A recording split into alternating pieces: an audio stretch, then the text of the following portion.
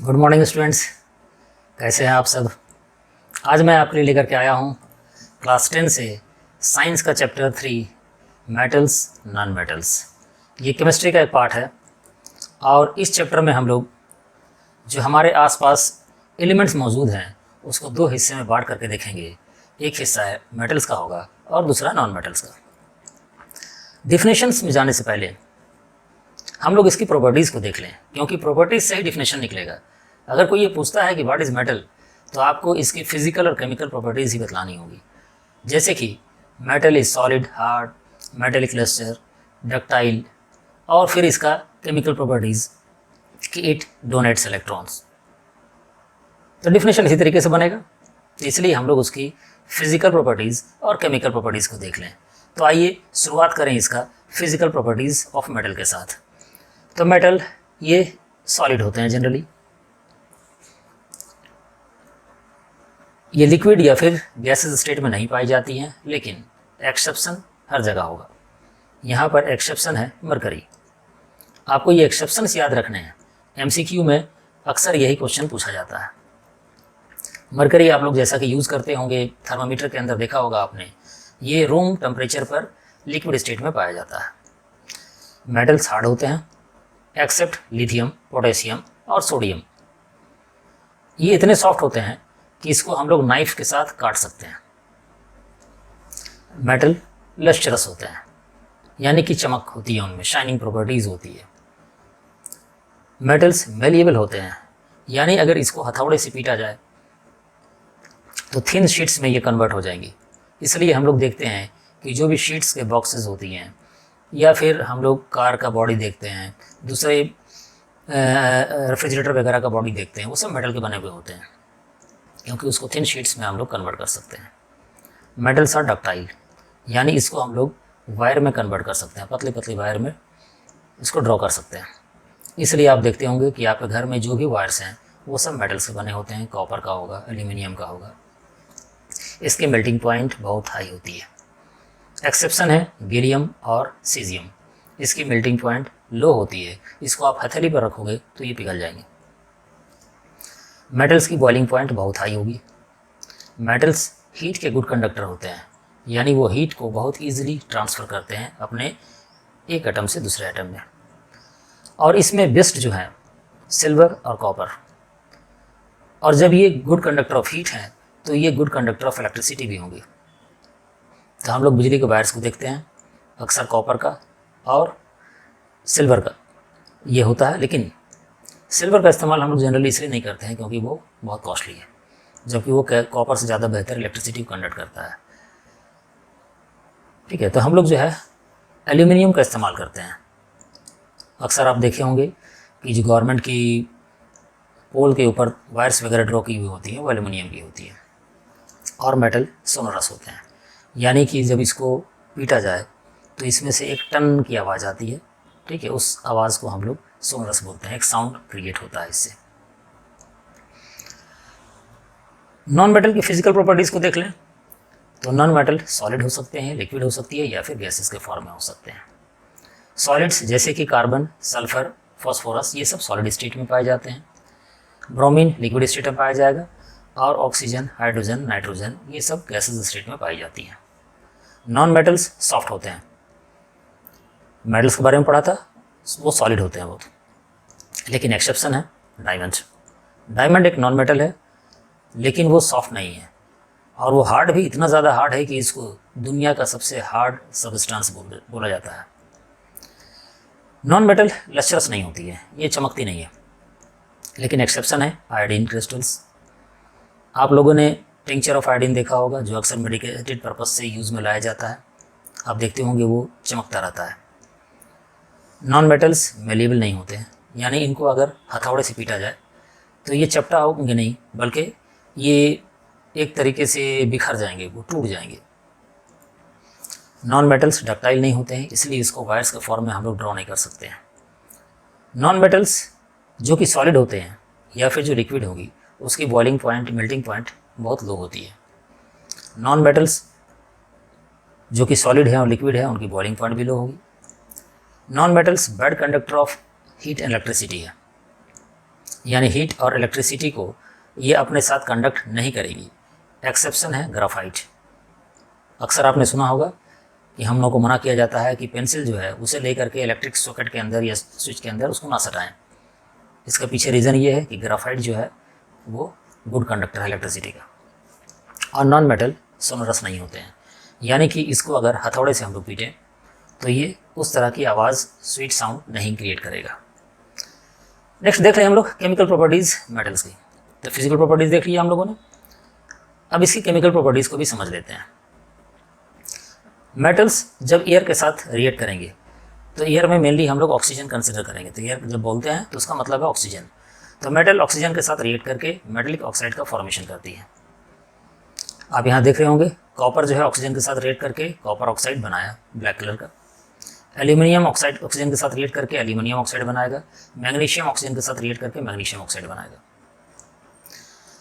Generally ये oxides जो होते हैं ये बेसिक इन नेचर होते हैं, लेकिन कुछ ऐसे ऑक्साइड्स हैं जो कि एसिड और बेस दोनों के साथ रिएक्ट करते हैं, और उस तरह के ऑक्साइड्स को हम लोग एम्फोटिक ऑक्साइड्स बोलते हैं। ये बहुत इंपॉर्टेंट है, एग्जामिनेशन में कई बार पूछा गया है। यहाँ पर आप देख रहे होंगे एल्यूमिनियम ऑक्साइड HCl के साथ रिएक्ट करके एल्यूमिनियम क्लोराइड का फॉर्मेशन करता है। ये HCl एसिड है, जबकि यहाँ आप देख रहे होंगे एल्यूमिनियम ऑक्साइड सोडियम हाइड्रोक्साइड के साथ रिएक्ट करके सोडियम एल्यूमिनेट का फॉर्मेशन कर रहा है। ये सोडियम हाइड्रोक्साइड ये बेस है। तो एल्यूमिनियम और जिंक के कुछ ऑक्साइड्स जो हैं वो दोनों के साथ रिएक्ट करते हैं, एसिड के साथ भी और बेस के साथ भी, और इसे ही हम लोग एम्फोटिक ऑक्साइड कहते हैं। लेकिन क्या सारे के सारे मेटल्स ऑक्सीजन के साथ सेम तरीके से रिएक्ट करते हैं? तो नहीं। हम लोग आगे जाकर के चैप्टर में रिएक्टिविटी सीरीज पढ़ेंगे। आपको यहाँ रेफरेंस के लिए केवल ये बतला दिया है कि ये देखिए ये रिएक्टिविटी सीरीज है। इसमें आप ऊपर देख रहे होंगे पोटेशियम, सोडियम, कैल्शियम, ये सबसे ज़्यादा रिएक्टिव है। ठीक है, रिएक्टिविटी सीरीज में ये टॉप लेवल पर है, ये सबसे ज़्यादा रिएक्टिव है, मोर रिएक्टिव है, most reactive. Zinc, iron, lead ये रिएक्टिविटी सीरीज में इनसे कम रिएक्टिव है। और नीचे की तरफ आ जाएं गोल्ड, सिल्वर, ये लीस्ट रिएक्टिव एलिमेंट्स हैं। तो ये हम लोगों को पढ़ना है, याद भी रखना होगा, याद रखने का टेक्निक भी बतलाएंगे आगे। अभी केवल इसको रेफरेंस के तौर पर आप देख लें। तो यहाँ देखिए सोडियम, पोटेशियम, ठीक है, यहाँ पर ये इतने ज़्यादा रिएक्टिव होते हैं ऑक्सीजन के साथ कि इसको डायरेक्टली हम लोग एटमॉस्फेयर में नहीं छोड़ सकते हैं, आग लग जाएगी। उसको हम लोग केरोसिन तेल के अंदर डुबो कर रखते हैं। क्वेश्चन पूछा जाता है एग्जामिनेशन में, सोडियम और पोटेशियम को हम लोग केरोसिन तेल के अंदर क्यों रखते हैं? आंसर इसका यही है, क्योंकि ये इतना ज़्यादा रिएक्टिव है कि एयर या ऑक्सीजन के कांटेक्ट में आते ही रिएक्ट कर जाएगा और उस पर आग लग जाएगी। इसी तरीके से मैग्नीशियम, एल्यूमिनियम, जिंक और लीड, यहाँ देख रहे होंगे ये रिएक्टिविटी सीरीज में मिडिल में है। ये लोग ऑक्साइड्स का लेयर बनाते हैं ऑक्सीजन के साथ रिएक्ट करके। आयरन ये डायरेक्ट जो है रिएक्ट नहीं करता है, बहुत ज़्यादा हीट करने पर उस पर बहुत ज़्यादा रिएक्शंस नहीं होती है, लेकिन आयरन की फिलिंग्स बोलते हैं उसके छोटे छोटे डस्ट्स को। तो आयरन की डस्ट जो है वो ऑक्सीजन के साथ बहुत तेज़ी के साथ जलती है, आग लग जाती है उसमें। और कॉपर आप नीचे देख रहे होंगे सबसे कम यहाँ पर रिएक्टिविटी में कॉपर, मरकरी, सिल्वर और गोल्ड है। तो कॉपर भी रिएक्ट नहीं करता है, लेकिन जब इसको ज़्यादा जलाते हैं हम लोग तो ये ब्लैक कलर का कॉपर ऑक्साइड का फॉर्मेशन करेगा। आइए केमिकल प्रॉपर्टीज़ ऑफ मेटल में हम लोग देखें कि मेटल्स का रिएक्शन पानी के साथ किस तरीके से होता है। तो ज़्यादातर मेटल ऑक्साइड्स ये पानी में इनसॉल्युबल होते हैं, यानी घुलते नहीं हैं, लेकिन कुछ मेटल ऑक्साइड्स पानी में डिज़ोल्व हो जाते हैं और अल्कली का फॉर्मेशन करते हैं। तो जैसा कि आपको बताया था कि ज़्यादातर मेटल ऑक्साइड्स ये बेसिस होते हैं। तो आप यहाँ पर जान लें बेसिस जो कि पानी के साथ सॉल्युबल हो जाएंगे, पानी में घुल जाएंगे, उनको हम लोग अल्कली बोलते हैं। तो याद रखेंगे ये आप। अब यहाँ पर रिएक्शन दो तरीके का होगा। आप देख रहे हैं सोडियम, पिछले रिएक्टिविटी सीरीज में हमने देखा था ये सबसे ऊपर है, तो बहुत ज़्यादा रिएक्टिव होगा, ये सोडियम हाइड्रोक्साइड का फॉर्मेशन करेगा। लेकिन आयरन जो कि रिएक्टिविटी सीरीज में नीचे था, ठीक है, ये जो है फेरस ऑक्साइड का फॉर्मेशन करेगा। तो हम लोग देख लें कि कुछ मेटल्स जैसे कि पोटेशियम और सोडियम जो कि रिएक्टिविटी सीरीज में काफ़ी ऊपर है, ये ठंडे वाटर में भी, ठंडे पानी में भी बहुत ही ज़्यादा वायलेंटली रिएक्ट करते हैं और अचानक से जो है आग लग जाती है उसमें। तो आप यहाँ देख रहे होंगे रिएक्शन, पोटेशियम का पानी के साथ रिएक्शन करने पर पोटेशियम हाइड्रोक्साइड का फॉर्मेशन करेगा, हाइड्रोजन गैस रिलीज होगी और हीट एनर्जी भरपूर मात्रा में निकलती है। सोडियम का भी इसी तरीके से सोडियम हाइड्रोक्साइड का फॉर्मेशन होगा, हीट एनर्जी निकलेगी, हाइड्रोजन गैस लिबरेट होगा। रिएक्टिविटी सीरीज में हम लोग थोड़ा सा नीचे आ जाएं तो कैल्शियम कम वायलेंट होता है और इस वजह से पानी के अंदर उसके बबल्स जो हैं वो फ्लोट करने लगते हैं, बबल्स में जो है हाइड्रोजन होता है। मैग्नीशियम ठंडे पानी के साथ रिएक्ट नहीं करता है क्योंकि ये रिएक्टिविटी सीरीज में थोड़ा सा नीचे है और ये भी पानी के साथ रिएक्ट करने पर, गर्म पानी के साथ रिएक्ट करने पर मैग्नीशियम हाइड्रोक्साइड का फॉर्मेशन करेगा। ये मेटल जैसे कि एल्यूमिनियम, आयरन, जिंक जो कि रिएक्टिविटी सीरीज में बहुत नीचे हैं, ठंडे पानी के साथ भी रिएक्ट नहीं करेंगे, वो गर्म पानी के साथ भी रिएक्ट नहीं करेंगे, लेकिन वो स्टीम के साथ रिएक्ट करते हैं और स्टीम के साथ रिएक्ट करके वो मेटल ऑक्साइड या फिर और साथ में हाइड्रोजन का फॉर्मेशन करते हैं। तो यहाँ देख पा रहे होंगे आप, एल्यूमिनियम का वाटर के साथ रिएक्शन होने पर एल्यूमिनियम ऑक्साइड का फॉर्मेशन किया, हाइड्रोजन गैस लिबरेट हुआ।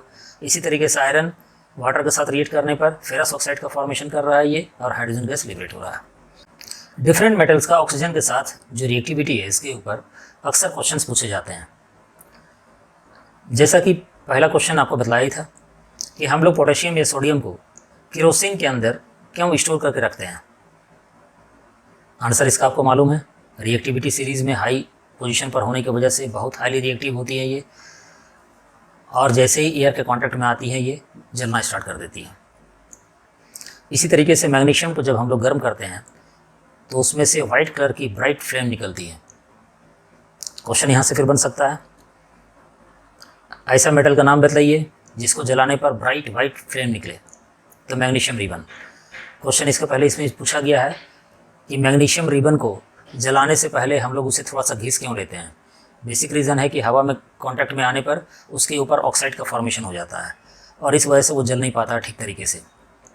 तो उसके ऊपर थोड़ा सा रगड़ घिस कर देने से क्या होगा कि वो पाउडरी मास जो ऑक्सीजन का है वो निकल जाता है और बहुत आसानी से वो जल पाएगा। तो इस तरह से क्वेश्चंस का फॉर्मेशन होता है। आयरन को जब हम लोग हीट करते हैं तो वो बहुत ही ब्राइटली ग्लो करता है।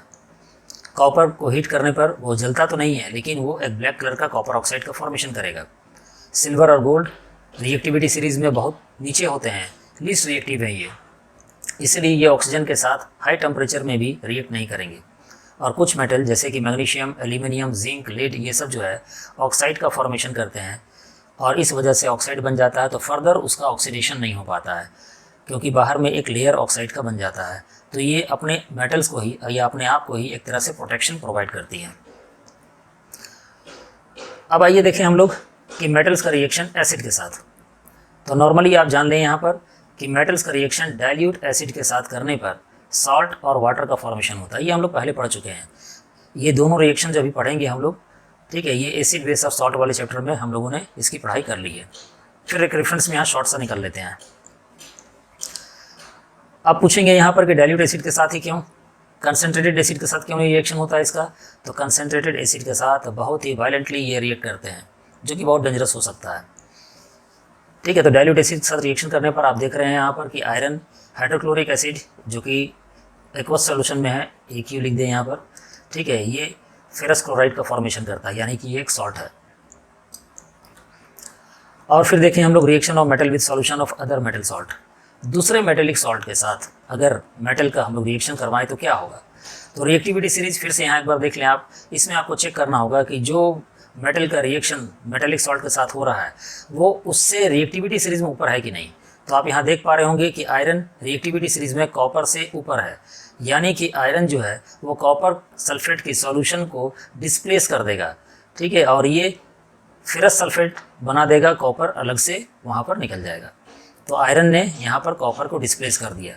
यही जस्ट उल्टा होता, कॉपर को अगर फेरस सल्फेट के सॉल्यूशन से रिएक्शन करवाते तो रिएक्शन नहीं होता।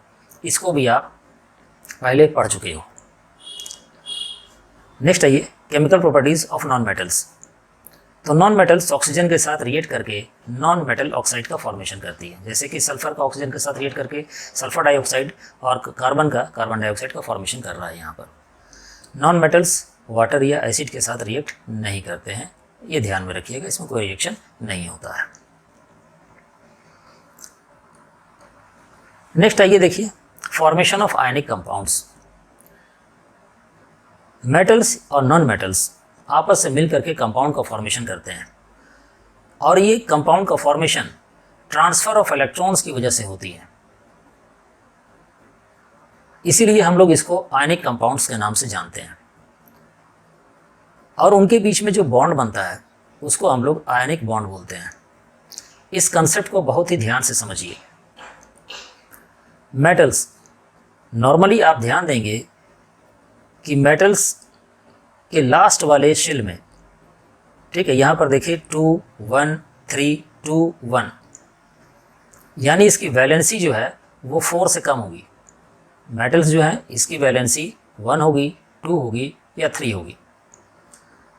और इसी तरीके से नॉन मेटल्स, तो यहाँ पर आप देखिए नॉन मेटल्स, इसकी वैलेंसी देखिए 5 6 7 5 6 7, यानी इसकी वैलेंसी 5 6 और 7। अब ये बताइए कि किसके लिए इलेक्ट्रॉन को ट्रांसफ़र करवाना आसान है, मेटल्स के लिए या नॉन मेटल्स के लिए?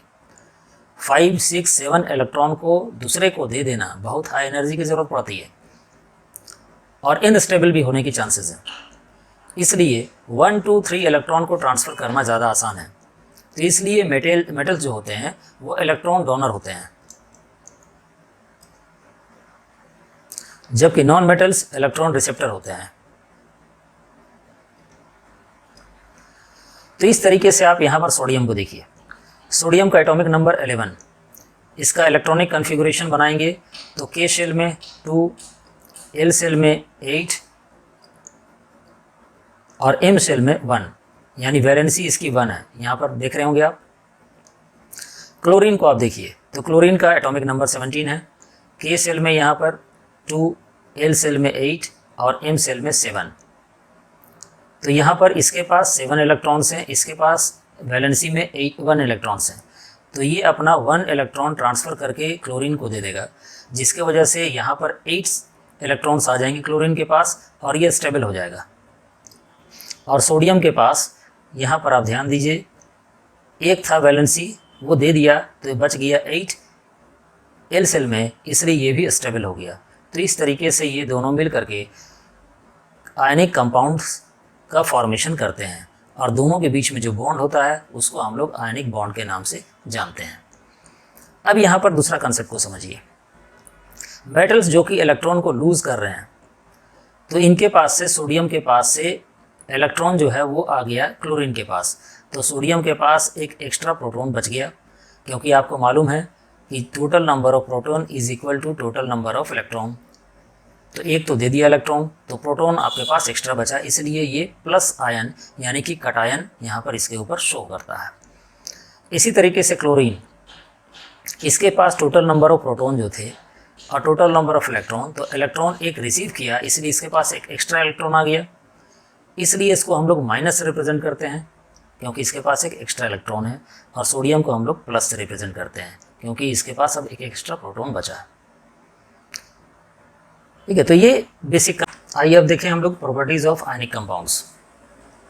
तो आयनिक कंपाउंड्स का जो फॉर्मेशन होता है वो ट्रांसफ़र ऑफ इलेक्ट्रॉन की वजह से होता है, ये जस्ट अभी हम लोगों ने देखा था। तो they are formed by the transfer of electrons, और ये आयन से बने हुए होते हैं। They are crystalline solid. Ionic compound के फॉर्मेशन का एक एग्जांपल ले लें हम लोग, NaCl, जिसको हम लोग टेबल सॉल्ट बोलते हैं, घर में इस्तेमाल होने वाला नमक। आप देखेंगे कि वो क्रिस्टल के फॉर्म्स में होती है और उसको पीटने पर वो जो है क्रिस्टलाइन फॉर्म में कन्वर्ट हो जाता है, डस्ट की तरह हो जाता है, टूट जाता है। इसकी मेल्टिंग पॉइंट और बॉइलिंग पॉइंट बहुत हाई होती है। अगर इस नमक को ही हम लोग लें तो 800 डिग्री सेल्सियस इसकी मेल्टिंग पॉइंट है। ये वाटर में सॉल्युबल होते हैं, लेकिन ऑर्गेनिक सॉल्वेंट जैसे कि पेट्रोल, केरोसिन में ये डिजॉल्व नहीं होंगे। और सबसे इंपॉर्टेंट चीज़ कि जब ये सॉलिड के फॉर्म में रहेंगे तो ये इलेक्ट्रिसिटी कंडक्ट नहीं करेंगी, लेकिन जैसे ही उसको मॉडर्न स्टेट में हम लोग डालते हैं या सॉल्यूशन बनाते हैं उसका, वो इलेक्ट्रिसिटी को कंडक्ट करना शुरू कर देता है।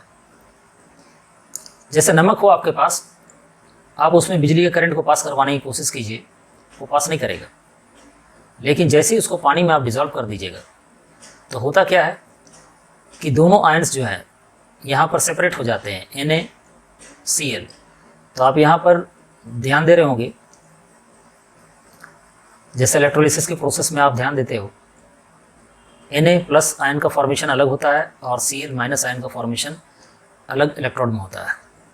लेकिन वाटर में डिज़ोल्व होने के बाद ये एक साथ आ जाते हैं और यहाँ पर इलेक्ट्रॉन जो है वो फ्री स्टेट्स में आ जाती हैं। इस वजह से इलेक्ट्रिसिटी को ये कंडक्ट कर पाती है। आइए देख लें 23-24 में CBSE ने जो क्वेश्चंस इस चैप्टर से पूछे थे, मेनली 2 क्वेश्चन था। जिससे पहला क्वेश्चन है, state giving reason the reduction process to obtain the following metal from their compound. अब देखिए यहाँ पर मेटल दिया हुआ है, मरकरी, कॉपर और सोडियम। इनके कंपाउंड से रिडक्शन के प्रोसेस से क्यों निकाला जाता है, रीज़न इसके पीछे कैसे निकालना नहीं बताना है, यहाँ पर रीज़न बताना है कि क्यों हम निकाल पाते हैं। तो जैसा कि आपको मालूम है कि मरकरी जो है वो सिनेबार HgS इससे एक्सट्रैक्ट की जाती है। जब इसको हम लोग हाई टेम्परेचर में हीट करते हैं तो मरकरी ऑक्साइड का फॉर्मेशन होता है, फिर हाइड्रोजन के साथ इसका रिडक्शन करते हैं और इस तरीके से मरकरी प्राप्त करते हैं। तो बेसिक रीज़न ये है कि मरकरी जो है वो हाइड्रोजन से ज़्यादा रिएक्टिव है। रिएक्टिविटी सीरीज अभी हम लोग देखे थे, उससे ज़्यादा रिएक्टिव है, इस वजह से हम उसको निकाल पाते हैं। कॉपर ऑक्साइड से जब कोक या कार्बन के साथ हम लोग इसको हीट करते हैं तो कॉपर का एक्सट्रैक्शन हो पाता है। इसके पीछे जो रीज़न है वो ये है कि हाइड्रोजन का रिडक्शन पोटेंशियल जो है वो कॉपर से कम होता है। इस वजह से हम कॉपर को एक्सट्रैक्ट कर पाते हैं कॉपर ऑक्साइड से। सोडियम में केस में आइए, सोडियम क्लोराइड से हम लोग सोडियम को प्राप्त कर लेते हैं और उसके पीछे बेसिक रीज़न जस्ट अभी हम लोगों ने पढ़ा था, क्योंकि इलेक्ट्रॉन को लूज़ करने की कैपेसिटी जो है इनके पास होती है और इलेक्ट्रोलिसिस के प्रोसेस से हम इसको आसानी से एक्सट्रैक्ट कर लेते हैं। दूसरा क्वेश्चन है, right electronic configuration of sodium and oxygen and show the formation of the ionic compounds obtained when these two elements combine. Name an ion and cation present in the compound. तो electronic configuration अभी हम लोगों ने थोड़ी देर पहले देखा था। Sodium का 2, 8 और 1 है, जबकि ऑक्सीजन को 2 और 6 है। वैलेंसी यहाँ देख रहे हैं 1 है, इसकी वैलेंसी हम देख रहे हैं 6 है, यानी कि इसे 2 इलेक्ट्रॉन की ज़रूरत है और ये 1 इलेक्ट्रॉन डोनेट करेगा। तो यहाँ पर देखिए इसे 2 इलेक्ट्रॉन की ज़रूरत है, तो एक सोडियम से 1 इलेक्ट्रॉन डोनेट किया उसने, ये यहाँ ले लिया, और दूसरा सोडियम से दूसरा इलेक्ट्रॉन डोनेट किया, इसको ले लिया। इस तरीके से ये 8 हो गया इसके आउटर शेल में इलेक्ट्रॉन्स और ये स्टेबल हो गया। आयन जो प्रेजेंट होंगे तो सोडियम के ऊपर प्लस आयन फॉर्म करेगा क्योंकि इसने इलेक्ट्रॉन को लूज़ किया है, और ऑक्सीजन के ऊपर माइनस आयन होगा क्योंकि इलेक्ट्रॉन को वो गेन किया है। नेक्स्ट आइए हम लोग अकरेंस ऑफ मेटल को देख लें। मेटल्स जनरली अर्थ के क्रस्ट में पाई जाती हैं, ज़मीन के अंदर, खास करके प्लेटो रीजन में। ज्योग्राफी में हम लोगों ने इसके बारे में पढ़ा है। कोई भी एलिमेंट या कंपाउंड जो कि नेचुरली अर्थ के क्रस्ट में पाई जाती है उसे हम लोग मिनरल्स बोलते हैं। ये डिफिनेशन आपको याद रखना है। मिनरल्स जिसमें से कि मेटल की प्राप्ति हम लोग करते हैं, एक्सट्रैक्ट करते हैं उसको हम लोग ओर्स बोलते हैं। यानी कि ओर्स एक ऐसा मटेरियल होता है जिसके अंदर मेटल्स होंगे या फिर एक से ज़्यादा मेटल्स, उसके साथ गैंग मटेरियल हम लोग देखेंगे जिसकी हम लोग रिक्वायरमेंट नहीं होती है, सैंड होगा या फिर सॉइल्स होंगी या रॉक्स होंगे वो। तो मेटल्स को हम लोग 3 पार्ट में कैटेगराइज करते हैं। वैसे मेटल्स जो कि बहुत ही हाईली रिएक्टिव होती हैं, यानी रिएक्टिविटी सीरीज में ये सबसे ऊपर होगा। Potassium, sodium, calcium, magnesium, aluminium. और जनरली रिएक्टिविटी सीरीज में ये हाई है, इसका मतलब है कि वो बहुत ज़्यादा रिएक्ट कर जाते हैं आसपास की चीज़ों के साथ, इसलिए वो फ्री स्टेट में नहीं पाए जाएंगे। यानी कि ऐसा नहीं होगा कि वो पोटेशियम रखा हुआ है, मैग्नीशियम रखा हुआ है, एल्युमिनियम रखा हुआ है, आप उसको जो है निकाल करके यूज़ करना शुरू कर दें। उसके साथ बहुत सारे गैंग मटेरियल्स होंगे या फिर दूसरे मेटल्स होंगे जिसके साथ वो रिएक्ट करके कोई और चीज़ बना लिया होगा। दूसरा मॉडरेट रिएक्टिव की बात करें हम लोग, जो कि मीडियम रिएक्टिविटी में आएंगे, वो है जिंक, आयरन, लेड, कॉपर और मरकरी। नेचुरली ये सल्फाइड, ऑक्साइड और कार्बोनेट्स के फॉर्म में अर्थ क्रस्ट में पाए जाते हैं। इसको हम लोग कार्बन मेथड से रिड्यूस करते हैं। और लीस्ट रिएक्टिव, सबसे कम रिएक्टिव जो होती हैं उसमें सिल्वर और गोल्ड है। और नेचुरली रिएक्टिविटी सीरीज में बहुत लो है, ये रिएक्शंस बहुत कम करती है ये, इसीलिए ये फ्री स्टेट में पाई जाती हैं। तो एक्सट्रैक्शन की मेथड्स को हम लोग यहाँ पर आपके एनसीईआरटी बुक में ये चार्ट दिया हुआ है, इसके हिसाब से भी देख पाएंगे कि कंसंट्रेशन ऑफ ओर हम लोग 3 अलग अलग को ले लें तो इलेक्ट्रोलिसिस के मेथड से वेरी हाई रिएक्टिव मेटल्स को हम लोग निकालते हैं, प्योर मेटल्स हम लोग को प्राप्त होता है। मीडियम रिएक्टिविटी में हम लोग कार्बोनेट्स या सल्फाइड के फॉर्म में जो प्राप्त होता है, तो कैल्सिनेशन, रोस्टिंग, ये सब के बारे में पढ़ेंगे अभी हम डिटेल में। ठीक है, इस मेथड से हम लोग वेरीफाई करते हैं लास्ट में। तो आइए यहाँ पर कुछ टर्म्स को देख लें। ओर्स जो कि नेचुरली पाई जाती हैं और वो मिक्स्ड इम्प्योरिटीज़ के साथ होती हैं, सॉइल्ड, सैंड वगैरह, इसको हम लोग गैंग बोलते हैं। गैंग जो है उसको रिमूव करके हम लोग ओर से तब जो है मेटलर्जी के फॉर्म में इसको लाते हैं। यानी मेटलर्जी एक प्रोसेस है जिसके ज़रिए हम लोग गैंग को रिमूव करते हैं ओर्स में से और मेटल की प्राप्ति करते हैं। नेक्स्ट आइए हम लोग इनरिचमेंट ऑफ ओर्स की तरफ बढ़ें। यहाँ पर हम लोग इम्प्योरिटीज़ को रिमूव करते हैं मेटल्स में से। जो मेथड्स अपनाई जाती हैं उसमें ग्रेविटी सेपरेशन, मैग्नेटिक सेपरेशन और फ्रॉथ फ्लोटेशन मेथड है।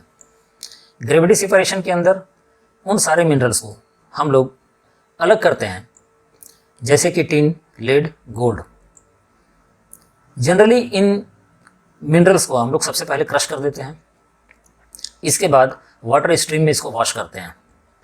वॉश करने की वजह से जो गैंग मटेरियल्स हैं वो वॉश होकर के दूर चली जाती हैं और टिन, लीड और गोल्ड, चूँकि ये हेवी मटेरियल्स हैं, ये नीचे की तरफ बैठ जाती हैं और हम लोग इसको सेपरेट कर लेते हैं। मैग्नेटिक सेपरेशन दूसरा मेथड है, जिसमें ऐसे ओर्स जो कि जिसके अंदर मैग्नेटिक प्रॉपर्टी होती है वो मैग्नेटिक द्वारा अट्रैक्ट होते हैं, उसका इस्तेमाल किया जाता है। तो यहाँ पर कन्वेयर बेल्ट्स के अंदर मैग्नेट लगा दी जाती है। फिर से जो है हम लोग मिनरल्स को क्रश करते हैं और उस बेल्ट के ऊपर उसको हम लोग क्रश्ड मिनरल्स को रोटेट करते हैं, ये ठीक है, मूव करवाते हैं। तो जो ओर्स हैं उसमें अट्रैक्शन की प्रॉपर्टी होती है, वो मैग्नेट की तरफ अट्रैक्ट होंगे और सामने की तरफ चले जाएंगे, गिर जाएंगे। गैंग मटेरियल्स जो कि अट्रैक्ट नहीं होती हैं, जिसमें कि सैंड है, सॉइल है, रॉक्स हैं, वो दूर चली जाती हैं। तीसरा प्रोसेस जो है फ्रोथ फ्लोटेशन प्रोसेस। इस प्रोसेस के अंदर हम लोग वैसे मिनरल्स जो कि हाइड्रोफोबिक या फिर हाइड्रोफिलिक होते हैं, हाइड्रोफोबिक का मतलब है कि पानी को वो रेजिस्ट करते हैं और हाइड्रोफिलिक का मतलब है पानी से वो अट्रैक्ट होते हैं। तो सबसे पहले पानी में हम लोग पाइन ऑयल को मिला देते हैं। क्रस्ट ओर को हम लोग इस मेथड से, जहाँ पर हाइड्रोफोबिक जो मिनरल्स होती हैं वो पाइन ऑयल के साथ मिल करके और ऊपर की तरफ फ्लोट करने लगती हैं, जबकि गैंग मटेरियल्स ये हाइड्रोफिलिक होती हैं, पानी के साथ जो है वो डिज़ोल्व हो जाती हैं और पानी के नीचे सेटल कर जाती हैं। तो हम इसको सेपरेट कर लेते हैं। नेक्स्ट आइए extraction of metals from their ores. उनके ओर से अलग अलग मेथड से हम लोग किस तरीके से एक्सट्रैक्शन करते हैं। तो सबसे पहले वैसे मेटल्स को देखेंगे जो एक्टिविटी सीरीज के अंदर लो रैंक में है। तो आप मरकरी, हम लोग इसको कैसे निकालेंगे? तो हम लोगों ने पढ़ा था कि यहाँ पर सल्फेट के फॉर्म में ये प्रेजेंट होता है। तो सिनेबार, ठीक है, AgS मर्क्यूरिक सल्फेट भी बोलते हैं इसको, ये ओर है मरकरी का। सबसे पहले हम लोग इसको मर्क्यूरिक ऑक्साइड में कन्वर्ट करते हैं हीट करके। इसको जब गर्म करते हैं हम लोग तो ये मर्क्यूरिक ऑक्साइड में कन्वर्ट हो जाएगा और सल्फर डाइऑक्साइड भी रिलीज करेगा। इसके बाद फिर इसको हम लोग रिड्यूस करते हैं मर्क्यूरिक ऑक्साइड को फर्दर हीट करके, और इस तरीके से हम लोगों को मरकरी का एक्सट्रैक्शन हो जाता है, हम लोग इसको प्राप्त कर लेते हैं। तो आइए देखें extraction of metals in the middle of the activity series. यहाँ पर एक्टिविटी सीरीज में जो मिडिल में होते हैं, जैसे कि आयरन, जिंक, लेड, कॉपर, जो कि सल्फाइड्स और कार्बोनेट्स के फॉर्म में नेचर में पाए जाते हैं, इनको सबसे पहले हम लोग ऑक्साइड में कन्वर्ट कर लेते हैं और फिर वहाँ से हम लोग मेटल्स की प्राप्ति कर लेते हैं। तो आइए देखें किस तरीके से उसको किया जाता है। तो सल्फाइड के फॉर्म में, जैसे कि जिंक सल्फाइड है, जब इसको हम लोग हीट करते हैं तो जिंक ऑक्साइड का फॉर्मेशन होता है और सल्फर डाइऑक्साइड साथ में रिलीज होगा। इस प्रोसेस को हम रोस्टिंग बोलते हैं। ठीक है, तो इसको याद रखिएगा, रोस्टिंग किसे कहते हैं। अगर कार्बोनेट के फॉर्म में मौजूद है जिंक कार्बोनेट, तो जब उसे लिमिटेड सप्लाई ऑफ एयर या फिर एयर के एब्सेंस में हीट करते हैं हम लोग, तो जिंक ऑक्साइड का फॉर्मेशन होता है और कार्बन डाइऑक्साइड गैस रिलीज होती है। इस प्रोसेस को हम कैल्सिनेशन बोलते हैं। जिंक ऑक्साइड को अगर हम लोग एक रिड्यूसिंग एजेंट कार्बन की मदद से रिड्यूस करते हैं तो जिंक की प्राप्ति हमें हो जाती है। इस प्रोसेस को हम लोग रिडक्शन बोलते हैं। बहुत ही हाईली रिएक्टिव मेटल जैसे कि सोडियम, कैल्शियम, एल्यूमिनियम, ये भी रिड्यूसिंग एजेंट का इस्तेमाल करती हैं और उसके मदद से हम लोग उसके कंपाउंड में से मेटल्स का फॉर्मेशन कर लेते हैं। रिड्यूसिंग एजेंट जो है वो सब्सटेंसेस होती हैं जो कि ऑक्सीडेशन में हमें हेल्प करती हैं, जैसे कि कार्बन, कार्बन मोनोऑक्साइड और हाइड्रोजन, ये रिड्यूसिंग एजेंट है और इनका इस्तेमाल किया जाता है। एक होता है थर्मिट रिएक्शन। इस रिएक्शन में आयरन ऑक्साइड जो है एल्यूमिनियम के साथ मिला करके, और रेलवे ट्रैक्स वगैरह को आपने ज्वाइन करते हुए देखा होगा, ठीक है, या मशीन टूट जाती है तो उसको ज्वाइन करते हुए, तो वहाँ पर इस तरह के रिएक्शन को करवा के हम वेल्डिंग करते हैं इसकी। तो यहाँ पर आप देख रहे होंगे फेरस सल्फेट एल्यूमिनियम के साथ मिल करके आयरन अलग हो जाता है यहाँ पर, और एल्यूमिनियम ऑक्साइड और हीट का यहाँ पर रिलीज होगा। इस प्रोसेस को हम लोग थर्मिट रिएक्शन के नाम से जानते हैं। अब आइए मेटल का एक्सट्रैक्शन। वैसे मेटल जो कि एक्टिविटी सीरीज में टॉप पर है, जिसमें कि पोटेशियम, सोडियम, ये सारी चीज़ें आती हैं, इसको हम लोग पहले जो मेथड अपनाए थे उन सारे मेथड से नहीं एक्सट्रैक्ट कर पाते हैं, क्योंकि बहुत ही हाईली रिएक्टिव होती है। तो इसको एक्सट्रैक्ट करने के लिए हम लोग इलेक्ट्रोलिसिस की मेथड का इस्तेमाल करते हैं। जैसे कि सोडियम क्लोराइड, इलेक्ट्रोलिसिस के मेथड से हम लोगों ने पढ़ा था कि सोडियम उसमें से अलग हो जाएगा और क्लोरीन अलग हो जाएगा। जब यहाँ से इलेक्ट्रोलाइट सॉल्यूशन के अंदर हम लोग इलेक्ट्रिसिटी को पास करवाते हैं, तो जो सॉल्यूशन की मेटल है जैसे कि सोडियम, वो कैथोड में आकर के वहाँ पर चिपक जाएंगे और एनोड में क्लोरीन जो है वो जैसे चला जाएगा।